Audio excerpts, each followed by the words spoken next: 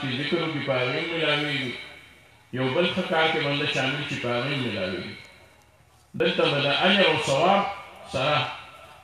بلکې د هغې نه اهم چې اجر او ثواب به مونږ ته ملاوېږي خو یا الله مونږ ته د دې اجتماع په برکت هغه عشق او محبت راکړې کوم چې د نبي علیه السلام د هغې د ذکر و اذکار د هغې د ټولو خبرو وروستو ذکر کوي او د نبي علیه السلام د معیت او د صحبت د هغې مخکې ذکر کوي د هغې د هر څه نه وړاندې د هغې د نبي علیه السلام سره د هغې ذکر کوي معیت څه ته ویلی دي چې نبي علیه السلام سره هغې دي الله رب العزت فرمایي محمد رسول الله والذین معه اشداء علی الکفار محمد د الله رسول دی صلی الله علیه وسلم محمد رسول الله والذین معه او هغه څوک چې ده سره دي مراد دې څوک دی صحابه کرام دي دا څوک دي اشداء علی الکفار کافرانو باندې سخت دي یعنې د جهاد ذکر یې وروسته وکړو رحماء بینهم یو بل سره ډېره مینه کوي خو دا مینه هم د دواړو جهانو د سردار محمود رسول الله مبارک د مخه کوي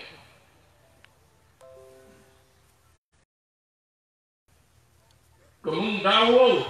چې صحابو ته په زړه کې الله رب العزت ته محبت او رحم اچولی دی هغه هم د نبي علیه السلام په توفیل دی او چې څه ورته میلاو شوي د نبي علیه السلام په مخ ورته میلاو شوي د زړه دنیا الله رب العزت د نبي علیه السلام په صحبت کې بدله کړې ده یعنې دا نه و چې دی مخکې د دنیا په کار نه پوهېدل تعلیم یافته پکې وو سرداران پکې وو هوښیار پکې وو مالدار پکې وو فقیران پکې وو خو هغه مینه او محبت چې کوم د الله رب العزت د هغې ذکر کوي هغه د نبي علیه السلام په صحبت کې ورته میلاوېږي والذین معه اشداء علی الکفار رحماء بینهم بیا وایي تراهم رکعا سجدا د رکوع د سجدو ذکر یې کوي یبتغون فضلا من الله ورضوانا دی چې څه کوي دا د الله د رضا لپاره کوي تلاش کوي دی د الله رضا او یو آسان مثال یې دا دی چې دقه زړونو کې د دی دا محبت د اسلام او د قرآن او د نبي علیه السلام د صحبت نه وروستو الله اچولی د هغې مثال ډېر مثال نه دی خو یو دا د حدیثو کې راځي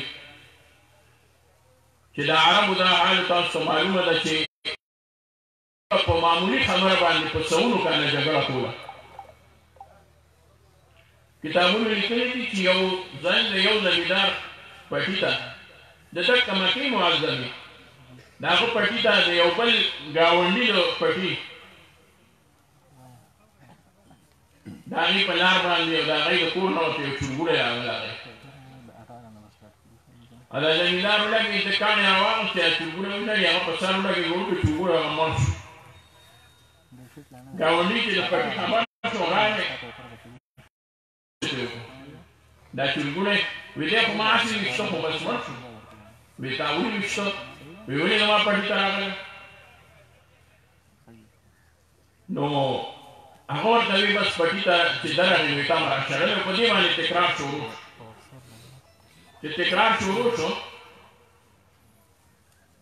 نو په دې کې هغه خبره اوچته شو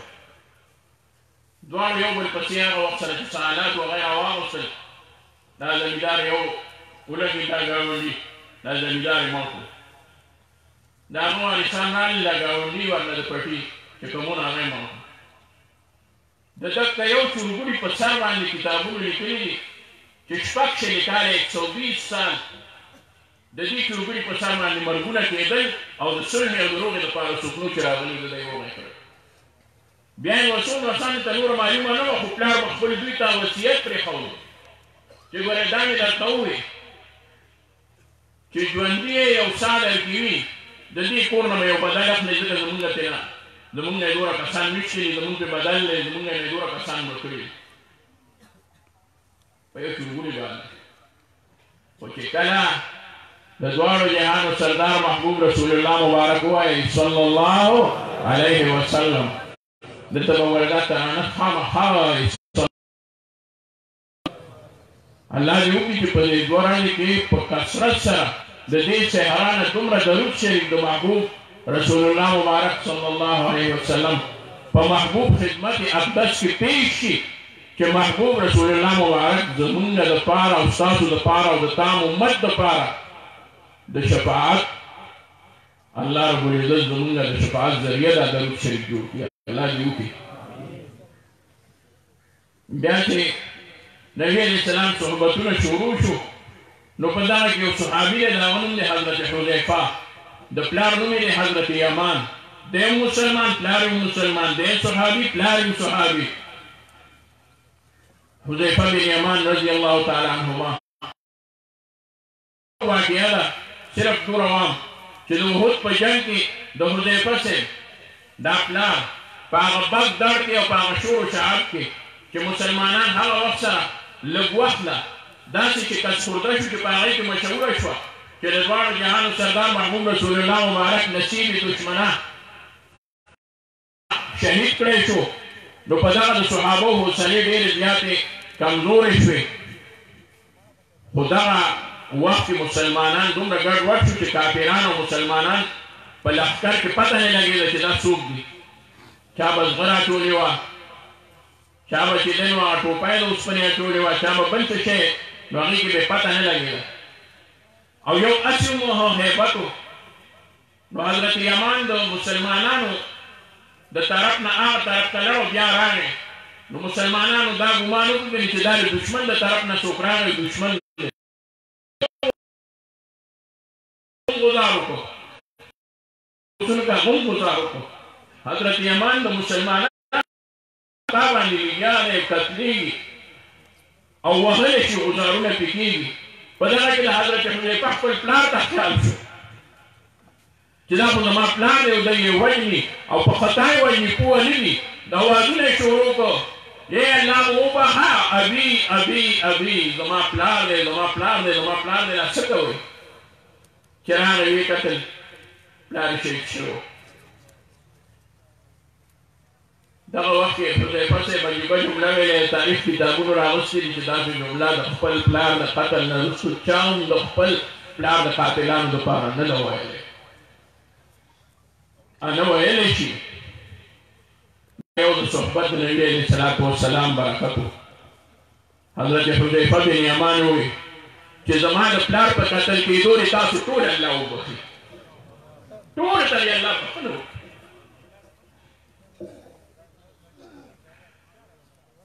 شکایت یې رانه ولګېدی دوی ورته ونه چې خیال به مو کړی ټولو ته یې د بخښنې اعلان وکړو د هغه چا په صحبت کې پاتې شوي دي چې هغه ته د سردار دو جهان لوی عهده او لقب ملاو شوی دی هغه چا په صحبت کې پاتې شو چې هغه سرور کونین دی هغه امام الانبیا دی او هغه هستي ده چې الله رب العزت کوم نبي له کوم صفت ورکړی دی د هغې نه وړاندې زما محبوب له هغه صفت ورکړی دی حسن یوسف دم عیسی ید بیداداری عاشق با احمد هرند تو تنها داری هغه ډېر اوږد تفصیل دی چې کوم نبي نه الله رب العزت کوم صفت او معجزه صادر کړي دي زما د محبوب نه مکه معجزه او صفت صادر کړي دي نو حضرت یوسف علیه السلام چې کله خپل روح او هغوی ورسره راغلل او ملامته ولاړو نو وروڼو ته حضرت یوسف علیه السلام ناشنا جمله ویلې ده قرآن هغه راغوستې ده قرآن مجید کې الله فرمایي چې حضرت یوسف علیه السلام د عام ماپای اعلان وکړه خو د چا دپاره د خپل پلار د زامنو دپاره د خپل وروڼو دپاره او هغه لس وروڼو ته حضرت یوسف علیه السلام وایي لا تثریب علیکم الیوم نشته هیڅ ملامتیا په تاسو باندې بس څه شوي دي هغه شوي دي خو دا د یوسف علیه السلام وروڼه دي وروڼه بنده ته خواږه وي که دی ډېر څوک وي بیا هم هغه چې وروڼه یو ځای شي وروڼو کې نرم والی راځي بل د پلار د خوشحالولو دپاره حضرت یوسف علیه السلام دا معافي وکړه بل د خپلې مرتبې د وجې وکړه چې الله ورته بادشاهت او نبوت ورکړه نو په نبوت او بادشاهت کې بیا دا خبرې خوند نه کوي چې د دې خبرو تپوسونه خلک کوي خو څوک دې رونه دي مخامخ خو قربان د دواړو جهانو د سردار محبوب رسول الله مبارک نه الله ورته هغه صفت په فتح مکه کې ورکړو نه رونه دي نه ټکر تر زامن دي نه ورسره هغه شان چل کړی دی هغه کوهي کې غورځولی حضرت یوسف علیه السلام خو زما محبوب رسول الله مبارک د خپل کلي نه رخصت کړو مدینې ته یې حضرت یوسف علیه السلام نه روز ځان خلاصولو وي چې دی به مونږ کې مشر شي خو د مکې کافرانو نبي علیه السلام د دې د وجې دومره زور و کوب او دومره ظلمونه او دومره مصائبو کې مبتلا کړو چې محبوب رسول الله مبارک باندې د کساب خانې کې څه وو هغه یې پرال باندې وایي جوړ پې او حضرت فاطمه راځي او هغه یې ته سپکې سپورې وایي او محبوب رسول الله مبارک فرمایي وایي چې څه به حال به وي دا هغه قوم چې هغه خپل پیغمبر سره دا کار کوي یوسف علیه السلام دغه وخت پیغمبر نه خپل ورونو پې ظلم کولو زما محبوب رسول الله مبارک دی اوم تربور دی اوم خپل دی اوم په خپلوانو کې دی اوم رشته دار دی او خو اوم نبي دی او بیا هم د دې دواړو لویو خبرو سره باوجود بیا هم هغوی پې دا ظلمونه کړي دي خو محبوب رسول الله مبارک ته لس کسان نه دي ولاړ لس کسان ورته نه دي ولاړ نیک سکرونه دي نیک د پلار زامن دي ډېر زیات نږدې رشته دار دي چې په پښتو کې ورته تربور ویلی شي او ټول یوازې ولاړ دي شک کسان سرونه یې کته کړي دي او د دواړو جهانو سردار محمود رسول الله مبارک په مجمع باندې یو نظر واچو په هغې کې د دشمنانو زامن شته په هغې کې د دشمنانو خپلوان شته په خپله دشمنانو شته ټول سرونه کته کړي دي محمود رسول الله مبارک وفرمایل چې څنګه یوسف علیه السلام خپل ورونو ته ویلو زموږ د مکې ټولو کافرانو ته وایم لا تثریب علیکم اليوم په تاسو هېڅ ملامتیان نشته چې څه وکړي دي بس پرېږدئ هغه شوي دي بس نو زما مقصد دا دی ورونو چې الله رب العزت کومه تبدیلي او کوم انقلاب د صحابو په ژوند کې راوستو دی د محبوب په صحبت باندې راوستو نو چې کوم مینه او محبت الله او عشق د صحابو په زړه کې اچولی زه دا دعا کوم تاسو امین وایئ چې الله دې هغه زموږ په زړونو کې راولي چې په موږ داسې رغه شپه تېر نه شي چې موږ پکې محبوب یاد نه کړو چې داسې رغه شپه راباندې را نه شي چې داسې لوړ راباندې راونه خېږي چې داسې تیاره راباندې د ماښام را نه شي چې د دغه ترمیان زموږ محبوب نه یاد کړی الله دې داسې رغه شپه په موږ راولي د دې ولې په عربو کې بورډونه لګولي دي ځای په ځای په چوکونو کې او د دې حکومت لګولي هغوی ته د دې څیزونو مخالف نه دي دا څنګه ده دا خو پکې څه خلک دي هغه خو عوام دي حکومت به یې د دې خبرو خیال ساتي ما په خپله باندې د عربو خپل پولیس چې کوم دی هغه لیدلی دی قسم دی اول راغلي دي د محبوب په خوا کې ودرېدلي دي چې کله یې ډیوټي شروع کېږي او ما ورته ښه په غور کتل لږ وروسته ودرېدم یو پولیسونه دا دوه درې ما لیدلي دي یول راشي دا جالای دي دا خپلې شونډې د جالو سره جوختې کړي او ووایي الصلاة والسلام علیک یا رسول الله یا رسول الله یا رسول الله یول سلام وکړي او جالای ښکل کړي خو زمونږ خلک پوهېږي نه نو کله څه کوي کله څه کوي هغوی منع کوي د دې وایي نو هلته حکومت عجیبه بورډونه ځای په ځای لګولي هل صلیت علی رسول الله صلی الله علیه وسلم اليوم ته وګوره یاد کړه ځان ته نن ورځ دې په نبي علیه السلام باندې درود ویلی کې هېر شوی دی درنه بنده زر درود ووایي یا الله ما نه هېر شوی دی ویلی بنده خو بیا هم ووایي هل صلیت علی رسول الله صلی الله علیه وسلم اليوم نن ورځ دې په نبي علیه السلام درود ویلی دی که پاتې شوی دی درنه نور تفصیل به زموږ مشران انشاءالله کوي علما دي دلته الحمدلله اوس هم تشریف فرما دي نور اکابر به هم راځي همه وخت چې دوی کومه وقفه مقرر کړي زموږ مشران شورا والا حضرات نو هغه وقفه کې تاسو ځئ او هم کوشش کوئ چې تفصیل سره ځئ چې په بیان باندې اثر نه پرېږدي نور هدایت ورته انشاءالله دوی بیانوي تر اخره وخته پورې د نفسې کوشش پکار دی بنده مې سره ټول ضروريات الحمدلله پوره کېږي دعا کوئ چې د خدماتو کې د انتظاماتو کې د سهولیاتو کې الله ډېر زیات خیر او برکت او وسعت پکې الله راولي هر څه کې الله برکت او وسعت راولي الله دې دا اجتماع تر اخره پورې جاري ولري په خیر او عافیت سره دې الله تعالی دا اختتام ته ورسولی کړي کوشش وکوئ د ټولو خبرو او بدنظمۍ نه د بلدر نه د غیر سنجیدګۍ نه به انتهایي ځان بچ شو غیر سنجیدګي دا هم ده چې علما لګیا وي بیان کېږي او خدامو کې څوک راشي یا مېلمنو کې څوک راشي او یو صاحب اپل وګوري د په ټول بیان باندې د هغه مقرر چې دی نو اثر پرېږدي بالکل بس تاسو دغه وخت کې هغه چا ته غوږ کېږدئ څوک چې درته ناست وي انشاءالله هغه څوک چې تشریف راوړي هغوی به خامخا تاسو خبره کوي ملاقات به یې درسره کېږي دا سټیج د دې نه ولې جوړ کړی دی چې دا مشران تاسو ته واضحه ښکاري او دا زمونږ د پښتنو الحمدلله عادت دی دی ملاقات هم ډېر خواهشمند وي او دا ډېر ښه ملاقات وي وړیا ملاقات دی لوی اکابر به راځي ما تر علمه پورې چې څومره خبره راغلې ده نو اکابرو کې به زمونږ انشاءالله صوفیه کرام اکابر به هم راځي مشران د ختم نبوت به هم انشاءالله تعالی راځي الله وسایل صاحب دامت برکاتهم العالیه زمونږ د عالمي مجلس تحفظ ختم نبوت نائب امیر مرکزیه حضرت مولانا پیر طریقت حافظ ناصر الدین خاقوانی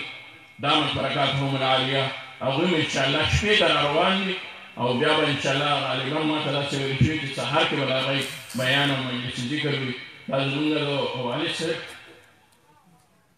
او د دوی مرشد زمونږ والد صاحب او د دوی د مرشد پیر یو مولانا عبدالغفور عباسي رحمت الله علیه یو خلیفه چې ونو هغه مولانا سید علاءالدین شیخ پوره و حضرت هغه خلیفه او حضرت صاحب زموږ والد صاحب رحمت الله علیه د هغې خلیفه دي دا دواړه پیربایان دي او ناصر الدین خاقواني صاحب د هغوی خلیفه مجاز دی زمونږ د عالمي مجلس تحفظ ختم نبوت مرکزي نائب امیر دی امیر نائب مرکزیه د هغې الحمدلله د هغوی تشریف یاوري ده دعا کوئ چې ټول اکابر الله په خیر سره راولي او د هر څه خیال ساتئ د دې خدانو ډېر خیال ساتئ د دې انتظامیې والا خیال ساتئ د دې ټولو خیال ساتئ بهر نو ملګرو ته وایي چې څه بدنظمي رانشي او غیر سنجیدګي رانشي او که ما خبرې څه وکړي